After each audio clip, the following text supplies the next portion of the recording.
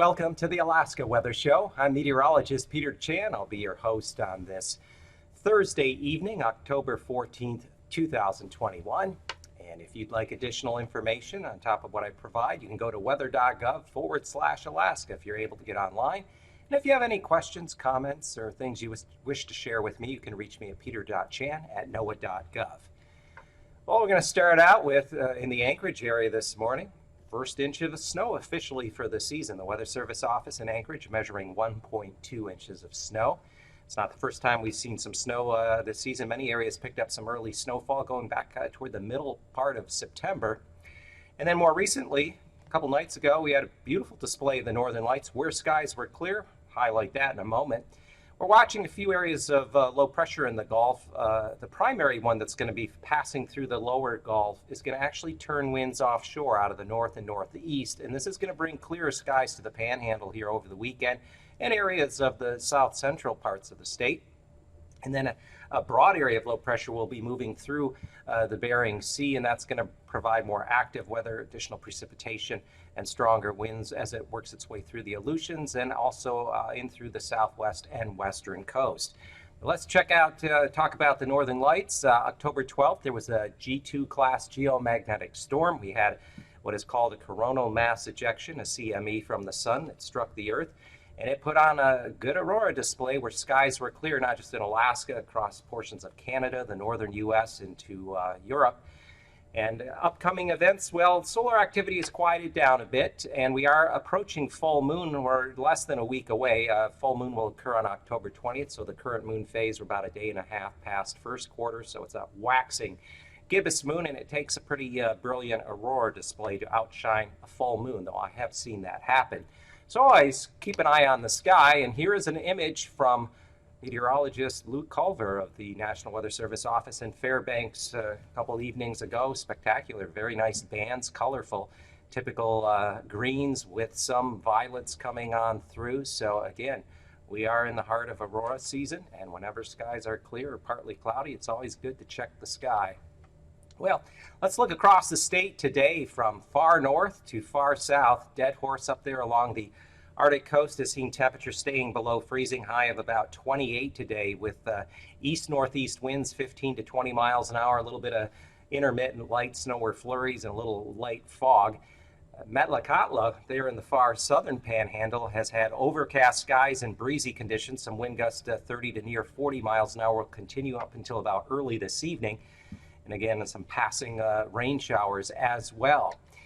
On the satellite imagery, you can see, looking off toward the southeastern Panhandle, cloud cover there with the showers continuing.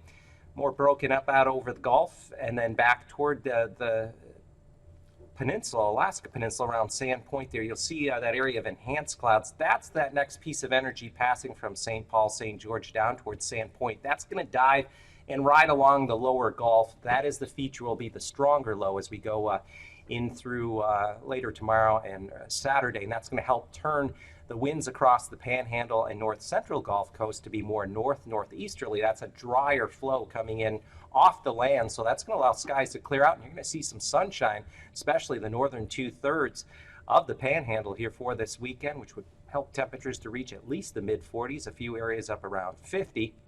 Back out to the far west, though, there is a more extensive area of cloud cover associated with the next low pressure riding its way along the coast of Japan and the Kamchatka Peninsula. That is going to become the dominant broad area of low pressure across the Bering as we head into Friday night and Saturday. But here is the current map this Thursday afternoon. We have a few areas of low pressure over the Gulf, and the stronger, more potent one is the one that's currently crossing the Alaska Peninsula.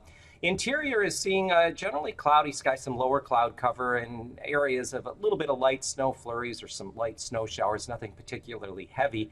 And notice on the map overnight, early come Friday morning, we have a 9.96 low there over the southwest Gulf. That's going to be the primary low. The other ones are going to kind of tend to weaken and wash out. And as that low works its way eastward, it's going to pass mainly south of the Panhandle, allowing winds on the backside of it to turn northeasterly and northerly, and that's going to allow a drier northerly flow from off the land. But you can see there to the left of your screen, there is a area of low pressure moving into the western Bering. That's going to bring wind and areas of precipitation that are going to push across the Aleutians, with the frontal system working its way eastward, and then also pushing precipitation and some winds up along the southwest and western coast of the state, including St. Lawrence Island, where you could expect some elevated surf, especially by Saturday night into Sunday. Precipitation-wise, not a whole lot going on. Friday, there could be a little bit of lingering, some light showers perhaps in the Panhandle, and there around and east of Prince William Sound to west of Yakutat around Cordova. But then notice on Saturday, with that frontal system working its way up along the Alaska Peninsula, there will be some heavier rainfall there Friday night into Saturday, especially Cold Bay on up to just southwest of King Salmon. Some areas could easily pick up well over an inch of rainfall. Lows Friday morning, generally upper 30s, around 40. Panhandle back toward south central interior, below freezing into the 20s, especially with any sorts of clearing. And then highs Friday afternoon will be on the cool side across the south central interior, generally in the 30s to near 40 at best, lower 40s along the coast, and generally mid 40s, few upper 40s there in the Panhandle. Low temperature Saturday morning with some clear skies, 12 above at Glen Allen, below freezing across much of any of the interior areas with the exception of the coast, holding on to about 32 there at Seward, 33 at Kodiak. And areas of the Panhandle where it does clear will likely see readings down around or below freezing. And then looking for Saturday afternoon, highs generally in the 40s across the Panhandle. A few spots could hit 50, 52 maybe there at Craig. And then looking off toward the west, the interior, still rather cool northeasterly flow, keeping temperatures primarily below 40. Arctic coast generally in the teens, Brooks Range single digits where there is snow cover now, and 20s elsewhere.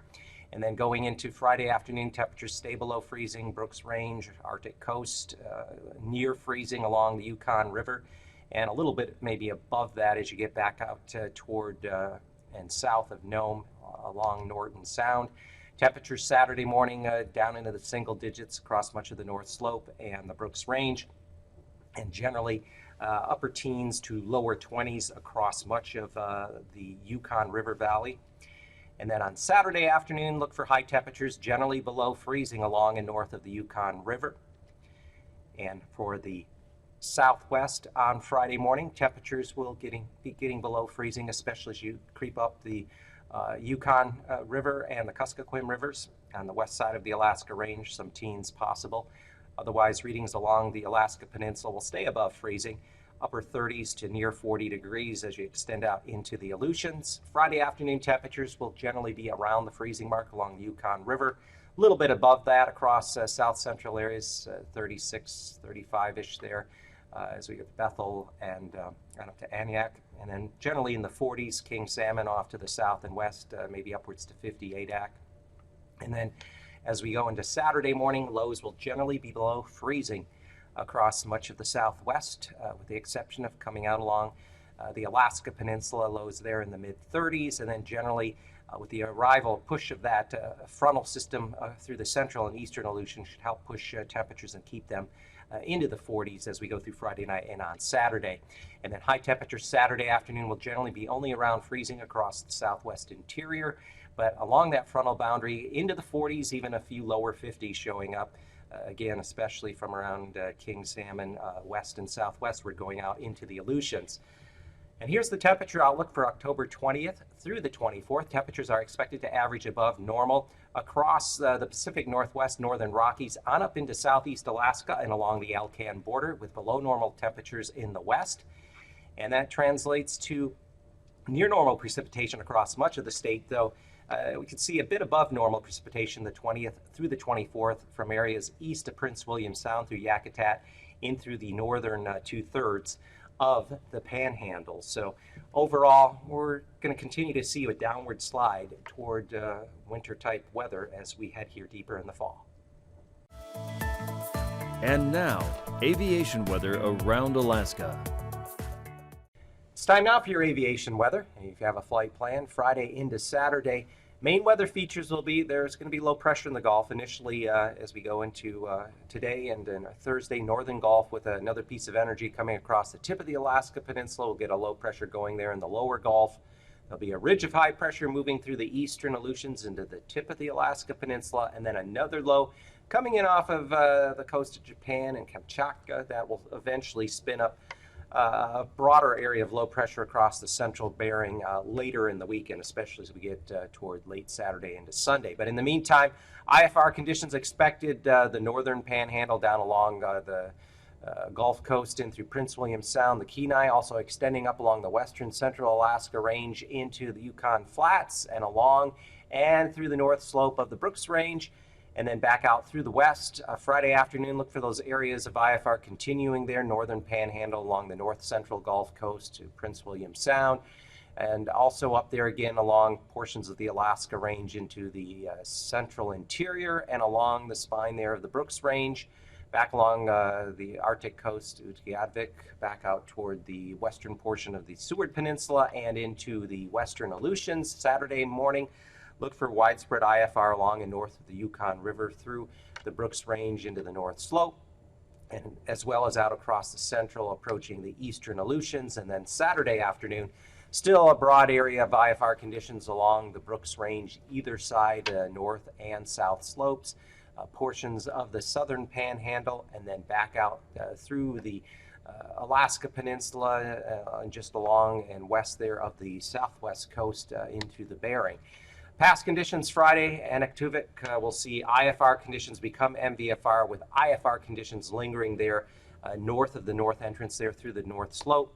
And then same thing for Adigan, IFR becoming MVFR through the pass, but IFR conditions there continuing across the north slope areas out through the north entrance.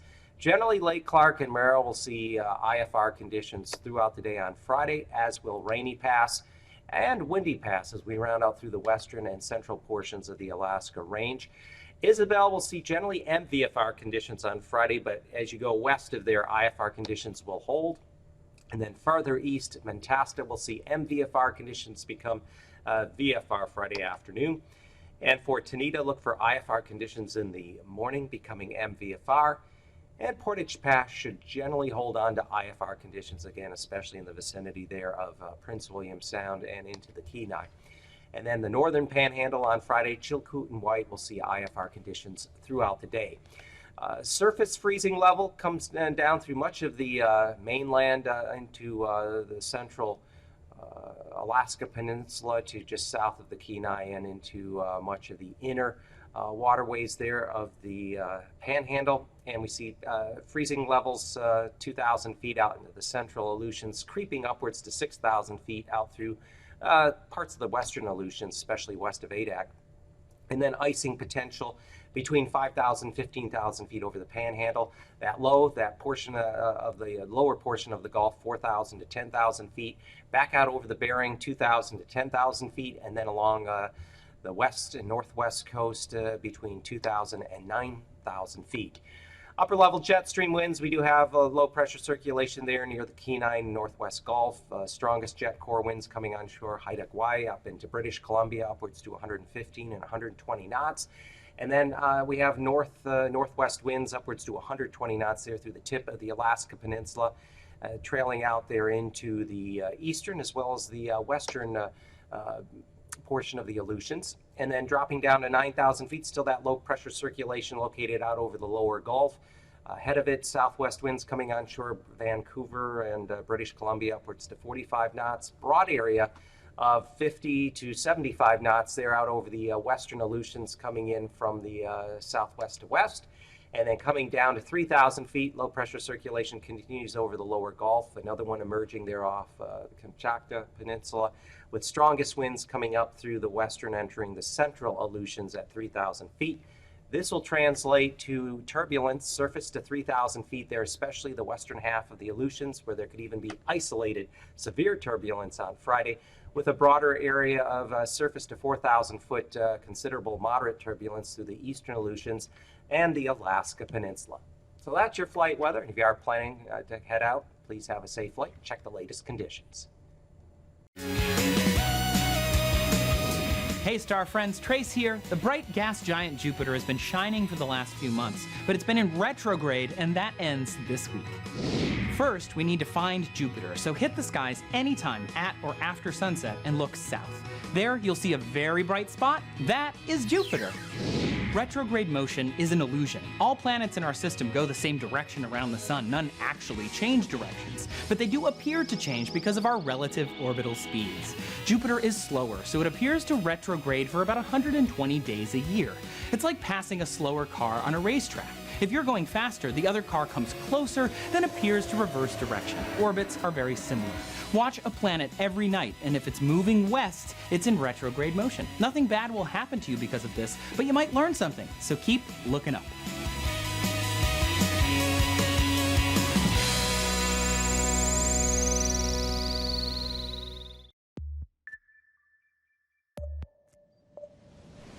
Tsunamis are a big threat not only to Alaska but around the Pacific because we have a lot of really big fault lines, and when they move in big earthquakes, they often move the water around them, and that's what causes tsunamis.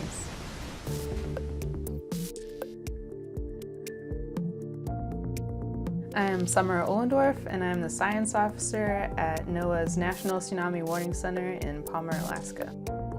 Alaska's main tsunami threat is from the subduction zone that lays along the southern end of the state. When an earthquake happens underneath the ocean at one of these subduction zones, the edge of one of the tectonic plates ends up kind of flipping up as stress is released at that plate boundary.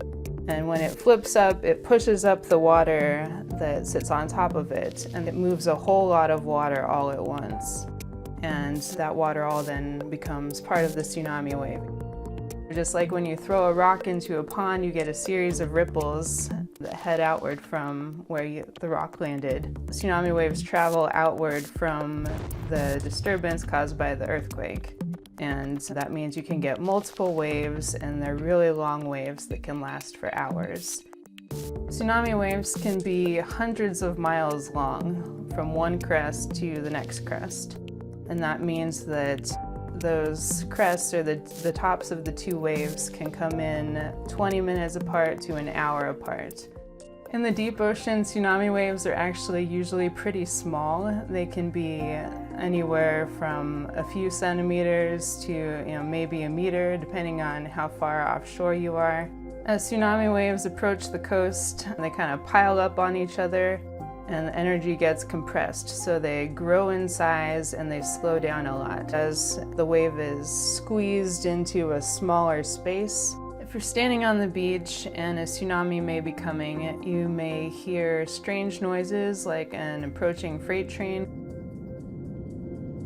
You may also see water being sucked away from the shore much further than it would for a low tide, and much faster. And sometimes you can hear things like rattling of sand and rocks. So just being alert for any strange ocean behavior and strange noises is always a good idea when you're near the coast.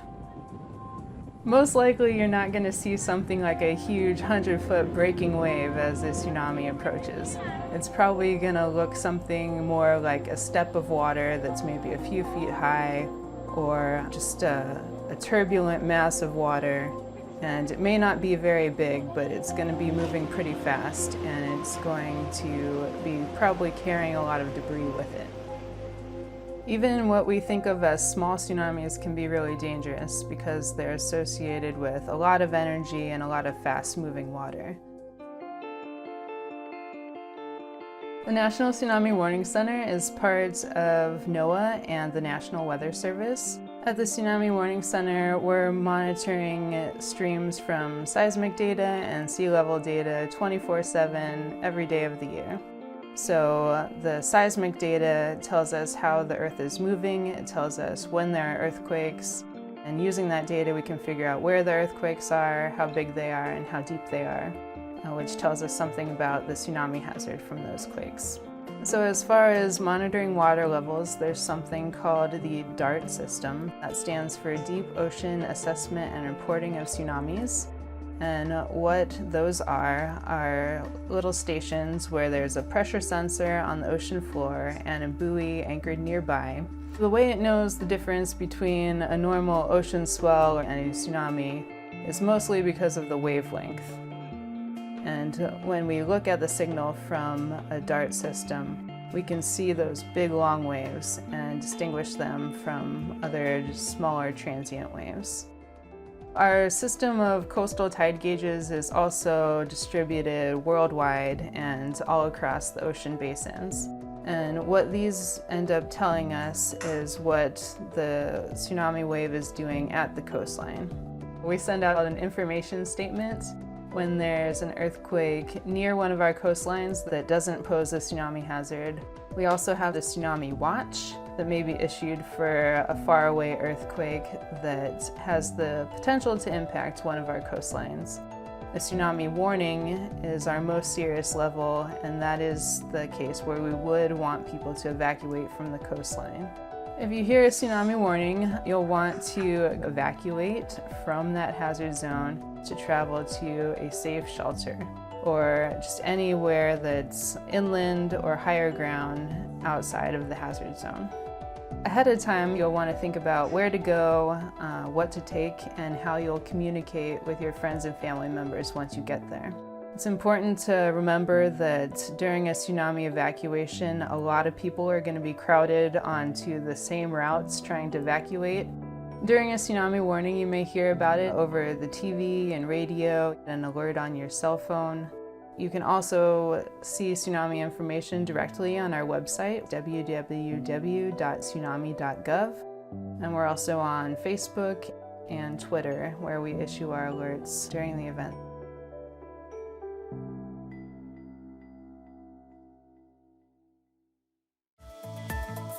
And now, marine weather around Alaska.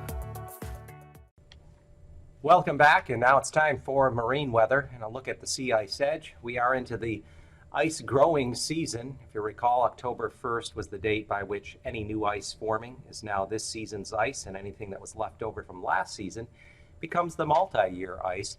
And we are starting to see now more extensively some ice developing along the Arctic and northwest coast, and even some hints coming down into Kotzebue Sound, and even a few spots into Norton Sound. So ice season is underway, and let's look at what we got going on in the marine forecast in the southeast. We're going to see winds that are going to be generally out of the south. The inner canals 10 to as high as 15, 20 knots, 25 knots there as you get up toward Lynn Canal, with waves as high as 5 feet there, otherwise 2-3 feet.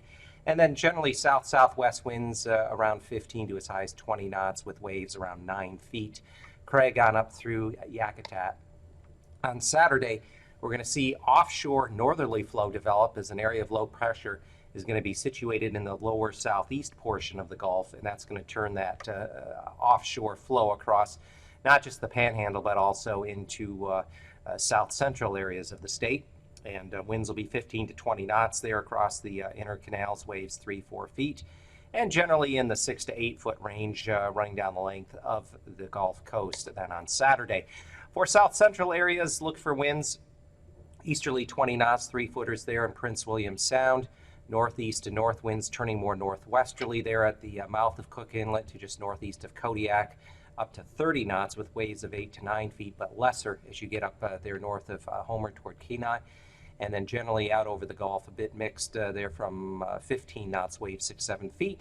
Saturday, we'll see winds at least more offshore, northeast to north winds around 10 knots, variable as you get out over the Gulf interface, and northwesterly between the mouth of Cook Inlet to offshore of Kodiak and the south end of the Kenai at 20 to 25 knots and waves 5 to 7 feet. On Friday, winds will generally be out of the northwest across the Alaska Peninsula and Kodiak Island, 20 to 25 knots, so a bit higher, 30 knots as you get around Sand Point southwestward. Waves 4 to 7 feet in the vicinity of Kodiak Island, and as high as 10 to 12 feet, especially on the Bering side around Cold Bay. And then Saturday's marine forecast, we're going to have a frontal system, an occluded front working its way eastward, and expect gales upwards of 40 to 45 knots approaching Kodiak Island and impacting the Alaska Peninsula, with waves building to around 13 feet on the North Pacific side and 9 to 10 feet once you get southwest there at Bristol Bay out up to north of Cold Bay.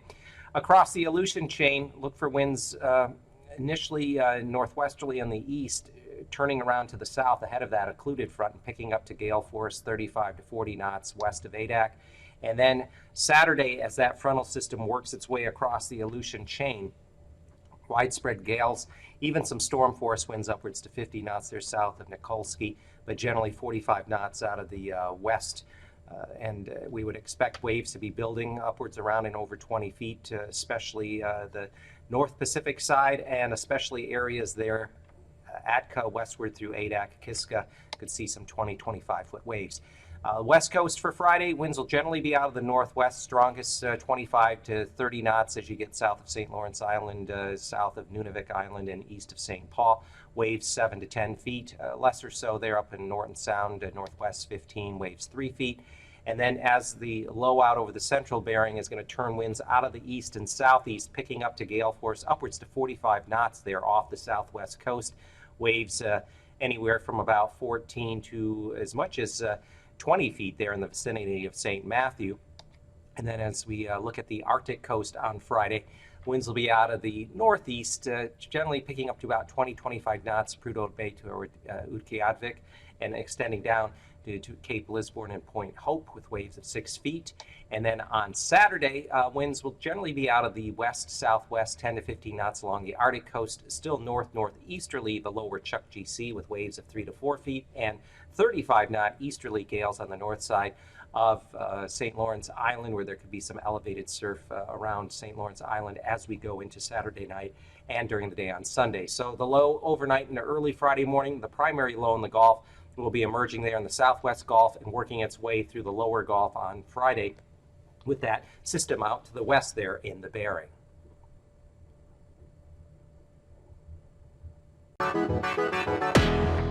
These forecasts are for planning purposes only.